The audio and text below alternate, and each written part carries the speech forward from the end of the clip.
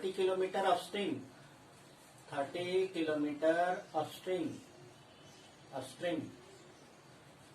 and 44 kilometer downstream in how many hours? In 10 hours. In 10 hours. 40 kilometer upstream, same boat, and 55 kilometer downstream, 55 kilometer downstream in 13 hours. Determine the speed of steam and speed of boat in still water. तो आपको दो चीज find करना है, speed of boat in still water, speed of boat in still water, and second आपको find करना है determine speed of stream, speed of stream. फिर से देख लीजिए क्या बोल रहा हूं मैं, 30 kilometre of stream and 44 kilometre down stream, 10 घंटे लगे। 40 kilometre up stream and 55 kilometre down stream, दोनों मिला के 13 आवर्स लगे। आपको दो चीज फाइंड करना है, speed of boat and speed of stream, speed of boat and speed of stream.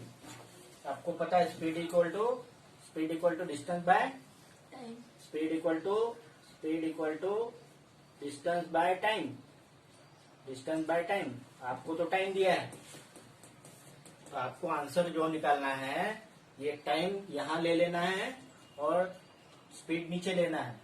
तो आपके पास आ जाएगा what I am telling you, speed equal to distance by time, speed equal to distance by time. आपको time दिया है तो it employees ये टाइम यहां चला जाएगा, स्पीड नीचे आ जाएगा। तो time equal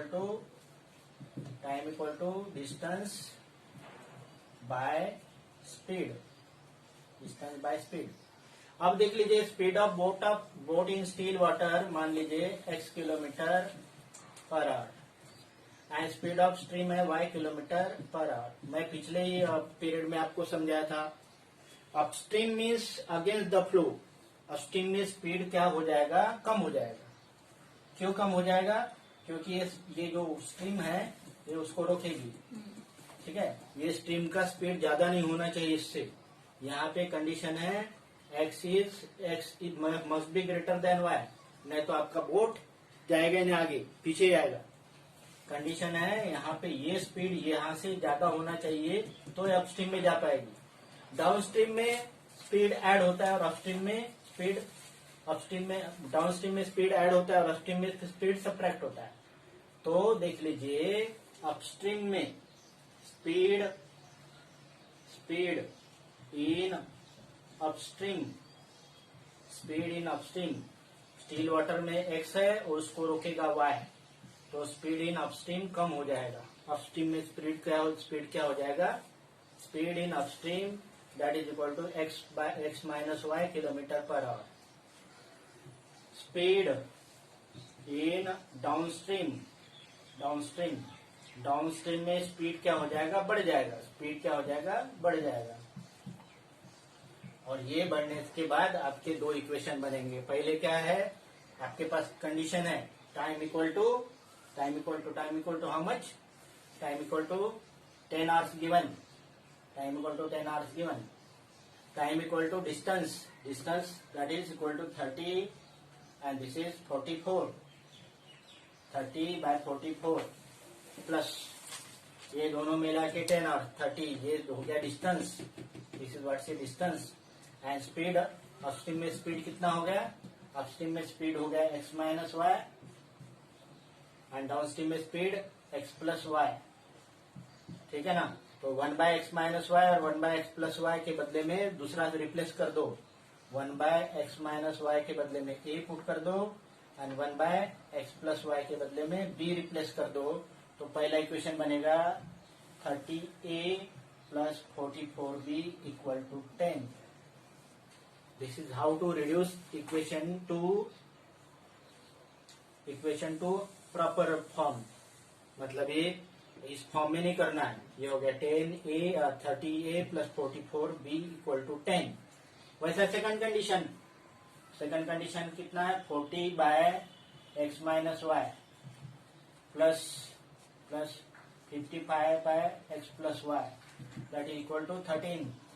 so this second equation reduce to, ये इक्वेशन क्या हो जाएगा, this equation when we replace 1 by X plus 1 by X minus Y by A, then it is 40a plus 55b equal to 13। so अभी हमें ये equation के साथ deal करना है। इस इक्वेशन के साथ 30a plus 44b equal to 10 and 40a plus 55b equal to 13। समझ में आया क्या, बताइए तो मैं आगे बढ़ता हूँ, क्योंकि मुझे ऊपर का मिटाना है। फिर से देख लीजिए, एक जो बोट है, this boat is moving upstream 30 kilometre and 44 kilometre downstream, 10 घंटे लगता है। 40 किलोमीटर अपस्ट्रीम और 55 किलोमीटर 13 आवर्स लगता है। तो आपको पता है speed equal to distance by time, so time equal to distance by speed. और हमने स्टील वाटर में इतना मान लिया, और ये स्पीड ऑफ स्ट्रीम। तो अपस्ट्रीम में क्या हो जाएगा, वो फ्लो के कारण रुकेगा, मतलब ये स्टील वाटर में है लेकिन रोक कितना रहा, ये फ्लो इतना रोक रहा है, तो इफेक्टिव स्पीड अपस्ट्रीम में कम हो जाएगा। तो टाइम कितना लगेगा, 30 बाय एक्स माइनस वाई और 40 बाय एक्स माइनस वाई, ये कंडीशन है। और अपस्ट्रीम में ये जो है स्पीड, अपस्ट्रीम में स्पीड और डाउनस्ट्रीम में स्पीड बढ़ेगा, ये डाउनस्ट्रीम में है। तो ये दो इक्वेशन बन गए। अभी दो इक्वेशन को सॉल्व करते हैं और उसके बाद ए और बी का वैल्यू फाइंड करते हैं। ए और बी का वैल्यू फाइंड करेंगे तो फिर क्या हो जाएगा, ए और बी का वैल्यू फाइंड करेंगे तो हमारा जो है ए और बी का वैल्यू निकलेगा, एक्स और वाई का वैल्यू निकालना है। तो इक्वेशन हमारे पास है, कौन सा इक्वेशन है, एक है 30a plus 44b equal to 10, दूसरा इक्वेशन है 40a plus 55b equal to 13। ये दो इक्वेशन है। अब ये दो इक्वेशन, ये 30 और ये 40 है, मतलब इसको या तो ये 44 है या 55 है, आप कोई भी एक डिलीट कर सकते हैं हम इसको। इसको दोनों में से कोई भी एक कर सकते हैं। इसके लिए क्या करेंगे, इसको मैं 4 से मल्टीप्लाई करता हूँ, इसको 3 से करता हूँ। 4 से कर दिया तो ये हो गया 120a, पहला इक्वेशन हो गया 120a plus 4 4 16, 176b equal to 40, ठीक है ना। और ये हो गया 120a प्लस 55 टू जा 55 3 जा 165b इक्वल टू 39। सब मेरा प्रोडक्ट सही होगा, देख लीजिए। 4 4 जा 16 प्लस 17, 5 3 जा 15, 5 3 जा 15, 16। माइनस करेंगे तो ये हो गया 1, ये कैंसिल हो गया। ये कितना हो गया रे, 176 में से 165 माइनस किया, कितना हो गया बताइए, 11। 11b इक्वल टू इतना, 11b इक्वल टू इतना, मतलब b हो गया 1/11 और b equal to 1/x plus Y. b equal to 1/11 but b equal to 1/x plus Y, cross करेंगे तो हमारे पास आ गया equation x plus Y equal to 11। इसको सॉल्व करना है फिर से। अब ये b का वैल्यू पुट कर दो और a का वैल्यू मुझे बता दो कितना है बच्चा लोग। b का वैल्यू कितना निकला रे, b का वैल्यू कितना निकला, b का वैल्यू निकला 1/11, b का वैल्यू 1/11। हमारे पास इक्वेशन है 30a प्लस 44b, b का वैल्यू 1/11 इक्वल टू 10। 11 1 जा 11 4 जा 11 1 जा 11 4 जा, तो ये हो गया 30a equal to 10 minus 4 that is equal to 6। तो a इक्वल टू हो गया 6/30। 6/30 मतलब 1/5। 1/5 a equal to 1/5, a equal to 1/5 means x minus Y, a equal to x minus Y, 1/x minus Y. So x minus Y equal to 5। अब ये दो equation आप मिल गए, ये दोनों इक्वेशन को सॉल्व करोगे। फिर से देख लीजिए यहाँ पे 11b equal to 1, so b equal to 1/11। 1/11 इसमें पुट कर दे इस इक्वेशन में। क्या what is given this equation? 30A plus 44B equal to 10। B का वैल्यू कितना? 1/11। 44 into 1/11 30A equal to 10। This 1 जा, दिस 4 जा, 4 इधर ट्रांसपोज हो जाएगा। So 30A equal to 10 minus 4 that is equal to 6। So A equal to 6/30। 6/30 means 1/5। लेकिन A क्या है? 1/x minus Y. तो x माइनस वाई इतना हो गया। अब ये दो इक्वेशन को सॉल्व करना आपके लिए आसान है। दोनों को ऐड करेंगे तो 2x equal to 16। 2x equal to 16 means x equal to 16/2 that is equal to 8। 8 kilometre per hour. 8 kilometre per hour that is what से? 8 किलोमीटर पर आवर क्या हो गया? 8 किलोमीटर पर आवर क्या हो गया? What is 8 kilometre per our?